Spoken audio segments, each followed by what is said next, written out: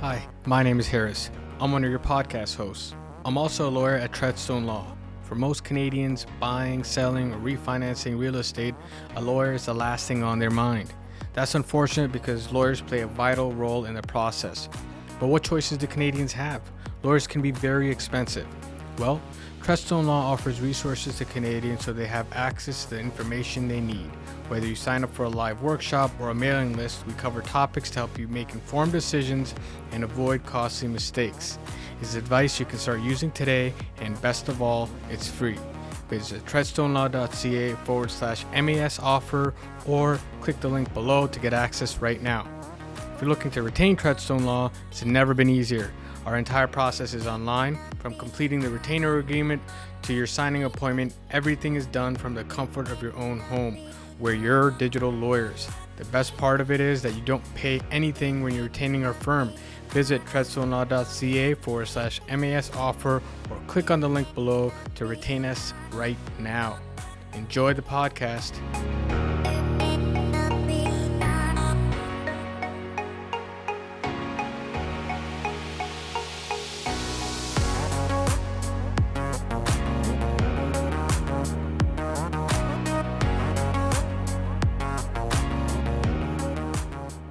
Welcome to another episode of Hustle and Grit. Today, back on our podcast is Daniel Patton. He's one of the co-founders of BM Select, a very successful mortgage brokerage in Ontario. Dan has also been recognized as the top mortgage broker in the country by CMP, so that's no small feat. Welcome to the podcast, Dan. Harris, thank you very much for having me back. I appreciate it very much. It's always a pleasure. Thank you.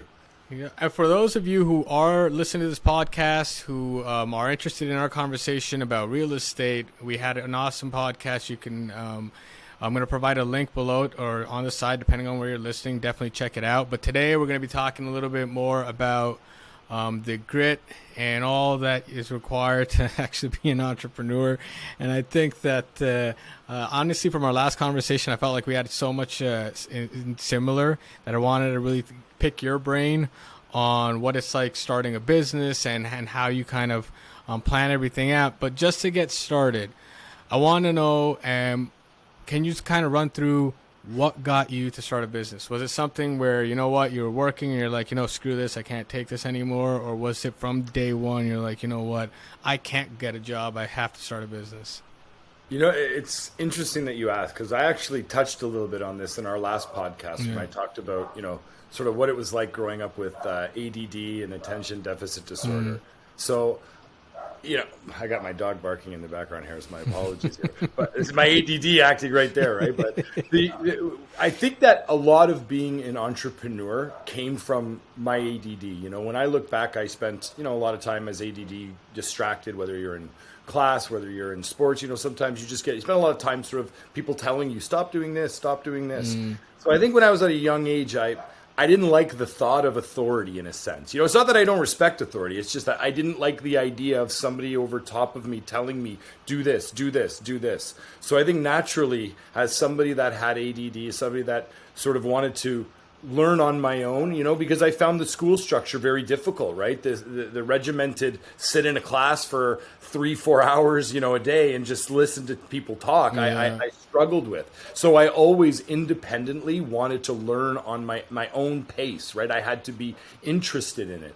So I think that's just a natural transition to being self-employed, being an entrepreneur. I wanted to do things my way. I definitely fumbled around trying to figure out what I wanted to do for a living. I had no clue. I went to, I'm 43 now, and I went to college when I was 23 years old. First I went when I was 20. I actually went twice. First time I didn't last very long. First time I went for business. I didn't think I was going to do it. I hated business class. It was like math. It was like marketing. It was advertising. I didn't want to do any of that. I was like, I'm never going to do that. So I actually stopped and I, got a job. I started bartending. I started doing things like that. I just kind of worked at my own terms. Then I decided, maybe I want to be a police officer. I don't know how. That's always had a passion for that. I thought maybe, I didn't like that sort of authoritative. So I thought, well, hey, why not join that side of it? I guess maybe that was maybe I'll join that side of it. And so I actually went down that path. I went back to school and I did really well. I was very interested in that, right? It was interesting. It was about investigation. It was about profiling. It was actually a lot more sales related than I found the business class, if that makes sense, because there was a lot more techniques on reading people and things like that. So I was really interested and I did really well. And as I was applying for different police services, that takes time. You go through a pretty arduous process. My best friend, Dave Butler, just happened to be doing mortgages. And he said, look, while you're applying to be a police officer, come do mortgages. And I knew nothing. I didn't even have a mortgage, right? At the time, I knew nothing about a mortgage. So I had to learn from the very start. But I said, listen, I'll do it. No problem.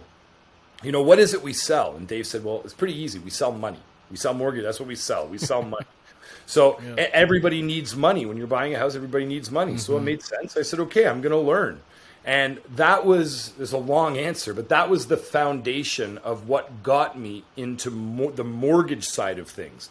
But I think I always knew I wanted to work for myself. I'm independent. There's obviously when you have ADD, there's some qualities that certainly I could work on too. But I just didn't like that feeling of working under somebody else's thumb. I needed to do things on my own and sort of on my own terms. So when you first started kind of working on your own within the mortgage industry, how did you approach it? I mean, were you kind of all over the place? Were you did you try to get an office right away? Were you working under somebody else? Were you working out of your garage? I know that a lot of founders, you have like Bill Gates, you have Steve Jobs, everybody who's like kind of like, when I first started, it was out of a closet or a garage or whatever it was. It wasn't from, where you're working today, which could be an amazing office with all this help.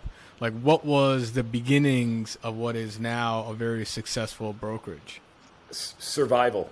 That was the only thing I had on my mind at that point, was survival. I had to find a way to get enough deals in to support my lifestyle. That was it. So I was still actually bartending at the time. When I first got into mortgages, I was bartending. I had a schedule. I would work Monday, Tuesdays, and Wednesday nights, and I would do Fridays at the bar. So all those nights and Friday during the day, I would work at the bar. And Monday during the day, Tuesday during the day, Wednesday during the day, and Thursday during the day, I sat beside Dave. No commission. There was no money at the time. I would drive to his house and I would just sit and listen to how he talked mortgages, and I would ask him questions and I would listen and I would learn. And it's funny, the first deal I ever got was about 2 weeks in. Dave said, one of the ways Dave's a big mentor of mine, but one of the ways Dave was creating business at the time was through marketing. Dave always had a really good understanding of how to actually run a business, right? For me, I was like, I'm just going to outwork everybody. That was it. I'm just going to dedicate. I'm going to learn. I'm going to work as hard as it takes. I'll work the late hours. I'll do discount if I have to. Like, I will do whatever it takes to win the deal. But I knew I was in survival mode. So I was working full time at the time. I was still working, not full time, but part-time hours, but doing this. And 2 weeks in, Dave sent me to go get advertising. He had flyers that he printed. And I got to the place, and the guy who had printed the flyers, I had to pick up, like, imagine Harris, there was like 20 boxes of unaddressed ad mail that we would just drop off at Canada Post and they would mail out to people. And it was like a debt consolidation flyer. It was like, hey, if you're paying X amount on your mortgage, X amount on your car, X amount on your debt, look at refinancing, and we would target specific areas that we thought, people might be interested in that. But the printer of those flyers, when I went down to pick them up, was like, hey, I noticed on your flyer you do mortgages. Well, I have a mortgage. I'm trying to do a refinance. And I'm 2 weeks in. I had no idea. But, as they say, fake it till you make it. I was just like, oh, yeah, for sure. Tell me, right? And I'm just thinking, I got to get back to Dave, and I got to remember everything this guy's telling me and somehow figure out a way to remember it. And I did. I got basic info. I think I basically got his phone number and his name, and everything else was probably a blur. Got back to the office. Dave kind of helped me. Okay, I got to ask him for this. You got to ask him for this. Ask him this. And from there, it worked me through my first deal. And to be honest, when you're in sales and you're dependent, commission only, whether you're real estate, whether you're mortgage broker, a lot of different professions, you get the taste of that first commission check that you really, worked hard for, you're learning, you're dedicated.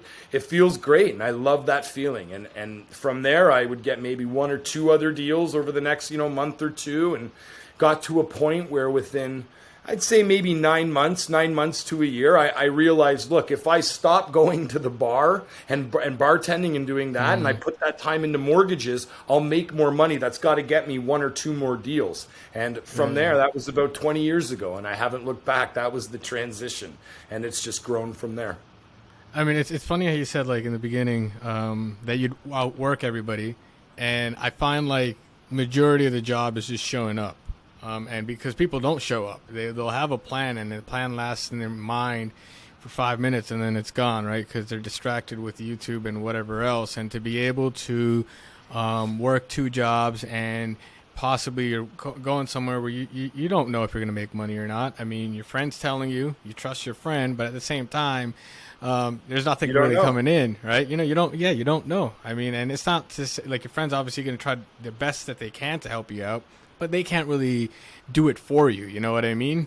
So it requires like a lot of discipline to kind of go through that entire process. So would you describe yourself as a disciplined person? Or were you disciplined from the beginning? Was that discipline? Because in the beginning, it seems like you're saying that you're trying to find yourself, and you kind of went through a few different stages. Would you say it's safe to say you were disciplined at that time as well? Was something that you were raised with? Or was it something that you kind of developed later on in life to be like, all right, you know what, I need to make something big of myself, something happens, and you're like, you know what, I need to focus, and now's the time?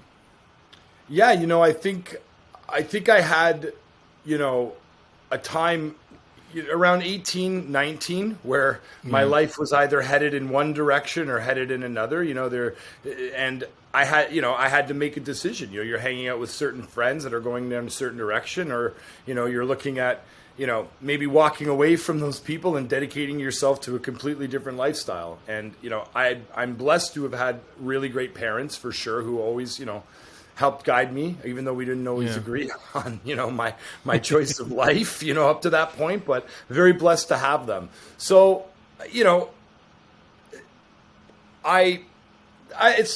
I just knew I had to figure out something. I knew I had to figure out a career, and I think I just had to find something that I liked doing. It's like, Harris, just like a mortgage, anybody can go to law school and learn the books of law and learn anybody can learn mortgages. Anybody can learn the ins and outs of a lot of different industries. But what separates people, what I always thought was, look, I can learn it, but not everybody's going to put in the hours that I'm going to put in. Not everybody's going to go sit with the client for half an hour, listen to their stories, talk about help them with their kids, help them do deals for free just to build that rapport. Like, I was willing to do whatever it took to get the business. And I knew that as long as I was honest with people, that obviously you have to treat people, the client's number one. If you take care of the client, you're honest with them in times where it's sometimes hard to be honest with them, but you still have to push through. And if you're honest with people,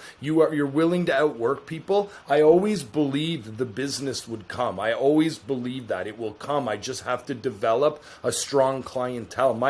It's funny. One of the things I had to sort of think about was business. I mean, that's the hardest thing, is making the phone ring. That was my point. Anybody can learn the business, but you have to figure out how to make the phone ring. That's the key. And I understood I wanted to go after realtors. I figured, who better than having realtors out there selling my name? Rather than me selling my name, I'll sell my name to the realtor. I'll help them get fast pre-approvals. I'll help their clients get low rates. I'll pay the referral fees. Like, I'll do things that other brokers aren't doing because I wanted that referral business. But I knew if I built up a loyalty with them over time, of honesty and trust, a long-term relationship, that it's more than just one deal, right? So that was my focus early on, was outwork people and build a referral-based business. that transitioned into, a lot of investors, which is amazing as well, because investors very similar. It's all about long-term relationships, and, you have to be honest with them. There's tough deals, there's sometimes not great news when you're dealing with multiple properties, this and that. But it was always about relationships and hard work for me, and trust. Like I want to work with people I trust. I want to work with people where there's a foundation relationship. And some people are like that. Some people value cheapest rate over relationship. That's fine. There's different business models in my game, much like realtors, much like lawyers. There's cheaper lawyers, there's cheaper realtors, there's cheaper, potential mortgage brokers. But I try to excel in other areas, customer service, scalability, and things like that. I do find, here's the thing though. I mean, and I'm going to segue just for a second. We're going to come back. But you said, for example, the cheapest mortgage, right? Or the cheapest lawyer. I find that, and I would argue perhaps you're in the same boat, right? If you look at the value that's given, I can argue that my firm's the cheapest. Now, is it going to be the cheapest dollar amount? Probably not. But overall, you know what? The headache, all of that, and if you include the stress with mortgages, I know people look for, and I see this all the time, they look for the cheapest rate, and then there's like a $30,000 penalty at the end or whatever the heck. Like there's stuff that just pops up at the end, and they didn't account for that because some guy told them they could get it cheaper than the other guy, and they're like, all right, let's go for that, which I discourage all the time. But it's all about kind of delivering that value and with the most cost-effective kind of manner that you can with your business operations. You're giving your clients the best that they can have. So you could say, cheap or cost-effective. Just absolutely, you're not. The transfer of money is not the lowest number that's going to happen, if that makes sense. Yeah, I agree 100%. You're right. It's about overall experience. That's what we try to sell, right? It's not, and you're right, it's not just about the lowest interest rate, because the lowest interest rate can lead to additional costs down the road. So there's a lot of guiding, that we do with clients. There's a lot of mortgage planning. It's not just mortgage brokering. We do a lot of mortgage planning to help clients avoid sometimes what could be more expensive costs down the line. Especially now, you're looking at times where fixed rates are hitting, highs that we haven't seen since 2017, 2018. And, you talk about, I don't want to segue too much into mortgages, but I'm just saying that's a time where you need to be careful about locking in mortgages, because one thing about fixed rates you have to be careful of is the penalties. So you're absolutely 100%. Right. You want to talk to people you trust with decisions like this, because rate is important, but it's just not the driving force. Just like the cost of anything, it's not the driving force. It's a consideration for sure, but it's an all in. So what would you say you enjoy the most of managing your own business, of being in the industry, not just the mortgage industry, but just having a team underneath you, enjoying all that success? What do you think? What part of entrepreneurship do you enjoy the most? It's funny. I think I've enjoyed every part along the way to some degree. But as you know, Harris, as you go through the evolution of a business, your role changes. I started as a mortgage agent. I started as a protege, and then I moved into a mortgage agent. And now I moved from a mortgage agent into somebody who manages 2 or 3 people to somebody who now manages 4 or 5 managers who then manage 10 to 20 staff members. So you grow. And one thing that I really had to learn that I didn't realize was, I had a way of, when I was early in my career, sometimes, the loudest dog gets fed first, right? So sometimes when you bark, people listen. And I had a knack for maybe overreacting and maybe not talking to people the way I should have been. And I thought that was the best way to get the most out of people, is I would push them, and I would, not intimidate, but you know what I'm saying. More of a, not an encouraging, more of a fear-based leadership style. And I lost good staff, and it's, you have to learn, as a business owner, you have to recognize that not all of your decisions are going to be right. And you have to be able to pivot on an instant and self-reflect on what will make your business better. And it's funny, I would tell any entrepreneur, I'm going to forget the name of it, but there was a thing on YouTube. Somebody sent me. Probably 8 years ago. It was by a guy, Simon Sinek, a popular guy, famous guy. And it was it was a sit down that he did about how to be a leader, how to be an effective leader. And I don't normally watch a lot of that stuff. I just don't. Not that I'm not for it, but I don't normally watch a lot of the self-help stuff. But there was something about that sit down that really, really spoke to me.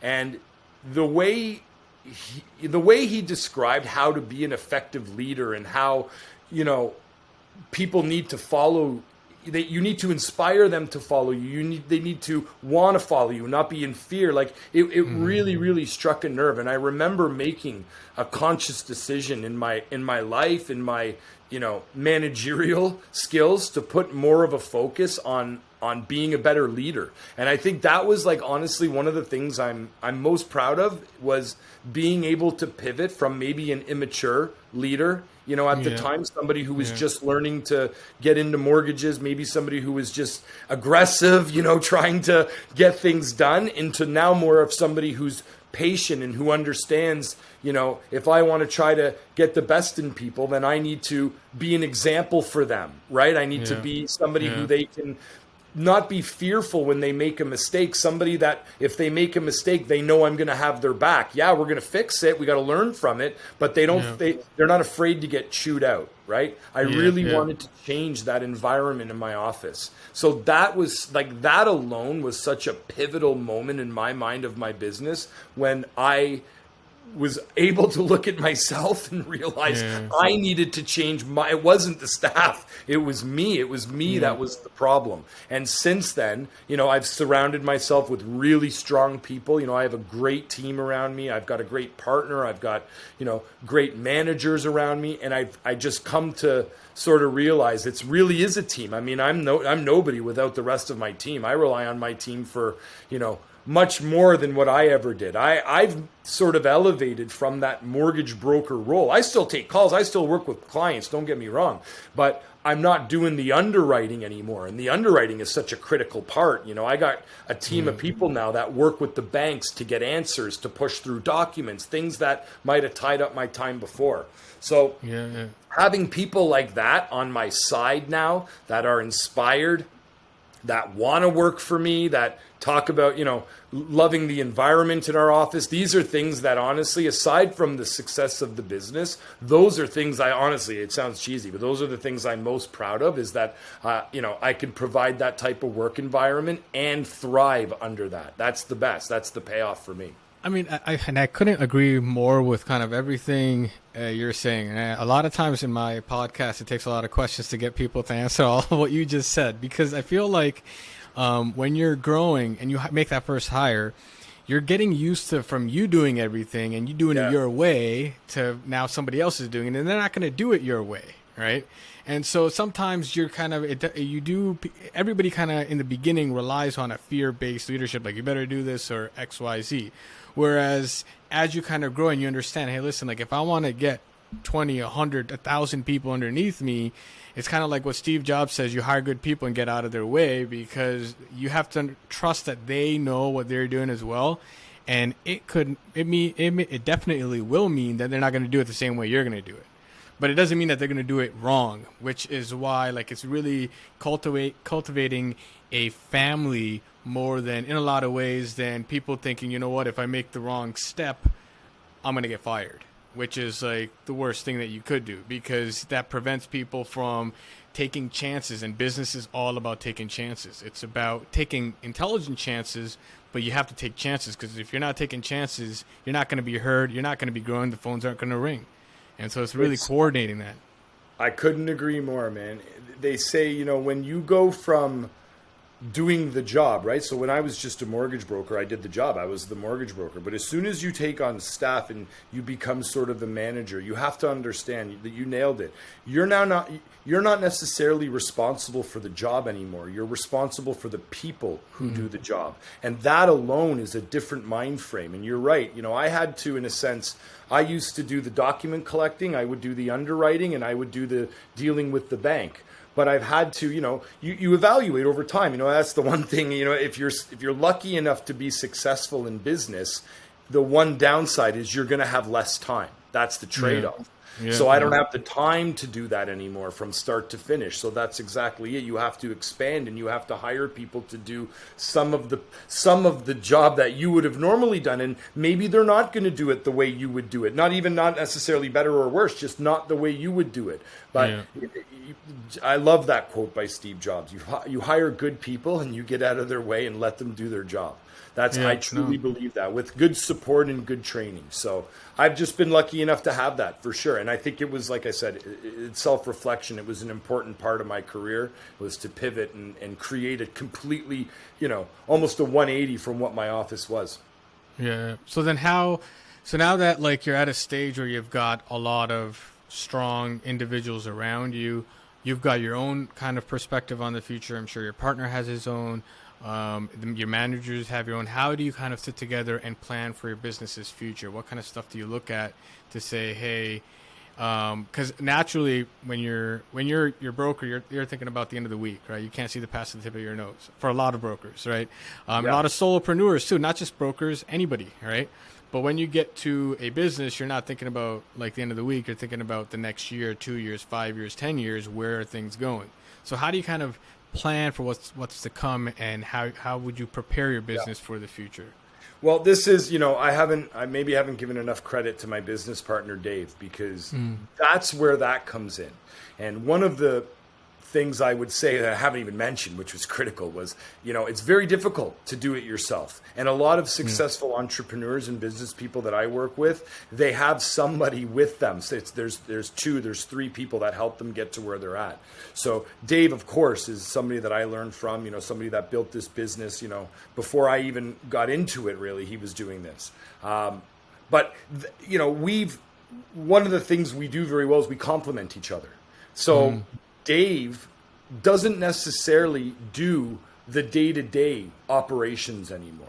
That's what I do. When I'm doing mortgages these days, I'm for the most part dealing with the client. Sure, I have, the staff help with the underwriting, with the document collection, with the banking. That's the stuff I'm dealing with every day. Okay. There's about 15 people in my office that do various jobs in the day-to-day operations. But one of the other things that's happening at my office, when you have a large staff, you have to have HR. And you have to have, operations management, right? Not the day-to-day. And that's where Dave really comes in. So one of the benefits for me is I'm able to let Dave focus on more of an overall business perspective of where our business is going, the targets, the profit. Like, we do charting now that we never did before. That was a big step for us too. We went from up until, this will blow your mind, up until 2018, we used to walk around with paper files. I would say, hey, where's Harris's file? And somebody would have to go get me the paper file, and I'd have to pull out your income from there, like literally. So we had to bring somebody in, in 2019 when, right before COVID, we went digital. We wanted to, we got to get everything on the cloud. We got to get everybody, online, so that if I want to imagine, Harris, if I had a note from 2 deals ago saying, oh, Harris is going to change his job, I'd have to find that note and find it in your file. I needed an online system to track everything. And, there's nothing out there. There's CRMs and things, but we had to build our own CRM in 2018, 2019, where we could individually track this stuff. So that was another thing. That was something Dave, brought, really. I was more in the sales at that point again. So that was something that Dave brought in, was, look, I'm going to create this CRM. I'm going to work with, a computer company, whatever it is, a computer programming company. We're going to develop this. It's our own proprietary software, our own system, which we now have. And that really helps us do our tracking, do our, estimations on profitability, our targets each month. So we track everything now. So how do we plan for it? Well, I mean, it's hard. This is an interesting time. This is a time where business and real estate is down. And to be quite honest, I've been doing this since 2003 almost, right? 2003.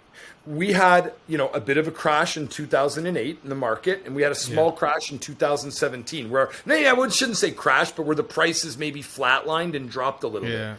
My office didn't feel it. My office went like this in terms of volume. We didn't have a down year since 2003. It's been on just in terms of volume. So we didn't feel it. Now, the problem sometimes with that, and Harris, maybe you can appreciate this, is one of the other challenges sometimes with running a business is scaling too quick. You think you want all this business right away, but what you don't realize is, if you keep feeding somebody who's hungry and they're going to get full. And if they get full and you keep feeding them, they're going to blow up. So you managing the amount of leads that are coming in, it's not as easy as I just want it all, because as you scale, you have to scale at a good pace, right? You have to. So, we didn't have a system where we were able to bring in as many deals as we wanted to. We were only able to ever really react to the amount of deals coming in. So we only hired to handle the amount of volume. We, as a business, really have never been given an opportunity to relook internally at our business, have a break from the volume, and look internally at, different departments, how many staff, things like that. And that's another critical moment in business. If the market is slower, which real estate right now, it's a little slower than what we're used to. If you're not using this time effectively as an entrepreneur, you're just wasting it, because this is the time you have to look internally at processes, maybe ways to create business, things like that. That's just important stuff to do right now. I mean, it's amazing that you said that, because this morning, and it's not even just real estate. I feel like across the board, where everything's kind of slowing down, right? Real estate is something that's always in the news, so we think that's the only place. But I mean, if you can't refinance, you're not buying cars, you're not buying TVs, you're not buying clothes. There's so much that's being affected here. But I was actually having a conversation with just a few of our business partners, and they're all saying it's slowing down. And I'm like, listen, when it's slowing down, exactly word for word, I swear you were in the room when I was talking, because it was like, we're like, you got to look at the operations. Refine those operations, because you're not going to be here for long. And then when you're back in the upswing, you better have a better, bigger, faster mousetrap, so you can grab more of that hot air than you did the last time. You want to go from a ribeye to a fillet. That's what you want to do. Right? That's a term 100%. That we, but it's true. Like, you really need to look at processing. That's what you're doing. You're always reevaluating business. You're always trying to, in a way, we try to be, predictors, psychics, because we want to try to predict the future. But I agree. Look, this is a time in the market where it's definitely dipping. We haven't seen this in a long time, but you have to be prepared for the upswing, because the market, especially in real estate so far, has always recovered. And, the faster the drop, often the quicker the recovery. So you have to be prepared for that. Yeah, no, 100%. Now, I want to change gears a little bit, and I want to talk about specific habits that you may have, successful habits that you have with your business. So just to start off, what time do you get up in the morning? Oh, I'm up at around 7. Usually, I mean, I think that's late. Like, when I say that like I'm embarrassed a bit, because I feel like you sound guilty. Yeah, like real entrepreneurs are up at like 5. But I'll be honest, like one thing I hated in life was getting up early. Like, that was always a battle for me in school. I hated it. One of the things I loved about bartending was I could sleep till 9, 10 a.m. and then go work for the noon shift. I loved it. Yeah. So as I'm getting older, I used to be able to stay up till midnight, 1 o'clock. No problem, watching shows, whatever. But these days, I'm in bed by like 10 o'clock. I'm falling asleep on the couch by 10, 9:30, and I'm up usually around 7. But I have the flexibility of working from home now, right? That's most of my office since COVID. Since we went digital, we've really realized what an advantage. Which again was another thing, one of the things we do here, we pay a lease at our building. And one of the things we've looked at internally is whether or not it makes sense to keep that expensive lease or have everybody work from home. So that's another decision, is everybody now works from home. In our business, it's in our office. Nobody's in the office? One person for deliveries. But at the office fits about 35 people. It's a big office, but everybody works from home. It's hard to hide in my business. You know what I mean? Like, if you're an underwriter working on a file, if you're not working on your file, the client's going to look for updates. So you get exposed pretty quickly. I don't need eyes. Like, I run my office. You don't need to be at your computer from 9 to 5, but you have to get your job done. You have to get the files done. I don't care if it's 10 o'clock at night, 11 o'clock. I love it. I love when I see my office sending emails at 11. There's a part of me that I think the clients are like blown away by that. Like, when they see emails at 11 o'clock at night from my office, I'm like, wow, they must be impressed by that, because most people aren't working that late. But I feel very blessed my office does. But I give them that freedom, right? I mean, as long as the job is getting done, they don't have anybody, over top of them. Yep. No, fair enough. So what's the first thing you do when you get up? Do you check your phone? Do you check my phone? Check my phone and emails. I like to avoid work. I don't know if like you. There's usually about a half an hour of grogginess where I'm probably not making the best decisions for business. I need a little bit of a calm down. But I like to read my emails and get a little bit of a sense. And I like to read. I read about 3 or 4 like different online newspapers. I like different perspectives on what's going on in the world. I read the Post, the New York Post. I read the Sun. I read the Star. I read the Globe and Mail. I like the Toronto. I scroll through like some of the Boston. I like different cities, but I like the New York newspapers a lot. So I read those a lot in the morning. So you're just kind of getting a hang of things before you kind of it's relaxing, to me in that sense. You're right. I'm sort of getting an up to date on what's going on in the world, but there's some comfort in just taking a moment. It's funny. My dad, I don't know about you, but I remember being a kid. I'd go downstairs to have my cereal in the morning, and my dad would be sitting there reading the paper, right? And I'd go to my grandpa's, and my grandpa would be sitting there reading the paper. So it's the same thing. I just have a tablet that I'm reading the paper on, but it's the same thing. I like to get up to date on what's happening in the world. And how do you structure your day? Are you do you have something where you're only doing in the morning, or is it kind of whatever comes your way? You kind of deal with it as it comes your way. Like, is there an attempt to a structure? I'm working towards it. The day, as you know, can change, right? In my world, everything in the mortgage broker world is a rush, right? I mean, you're either, you either have a condition of finance and the client wants an update. You either have a client, wanting to know if they can get a better rate. You have a client that might be upset about sending too many documents. Like, you're constantly dealing with different things that pop up, especially the more deals you have. We're closing, a lot of files. So the more files you have, the more clients. So depending on the day, I try to stick to appointments 4 to 5 a day. Like, I do meetings every day with investors for the most part and VIP clients. Those meetings can go anywhere from half an hour to an hour and a half. So I have to limit my ability or my availability on those, maybe 3 to 4. But I try to put in at least I'm working from 8 a.m. usually, and I take from 8 till 10 to no meetings. I usually just go through my emails, sort of plan my day for those 2 hours. And then I'll do meetings from 10 till 4. That's usually the times I do meetings. And then after 4 o'clock is spent, that's where we do a little bit of cleanup. If there's, clients that wanted to talk earlier in the day and they didn't have a chance, they want to chat about numbers. There's things like that. There's realtors, there's lawyers sometimes have to call to talk to. But there's non-structure within structure, if that makes sense.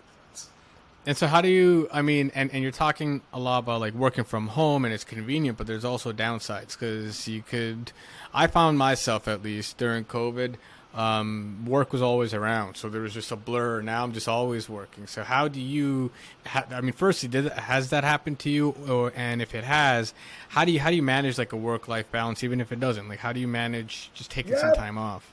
Balance is important. I've seen a lot of, I see a lot of, people talk about balance, and balance is super important, but it's tough. If you want to be the entrepreneur and, you want to, run your own business, you got to put in the hours. That's the only thing. I don't know any other way to do it other than putting in the hours. And, while you're building a business, it's essential. So balance, like, listen, I'm putting in 10 to 12 hours a day of work still. I've been doing this for 20 years, but I don't shy away from the work, but I make sure that,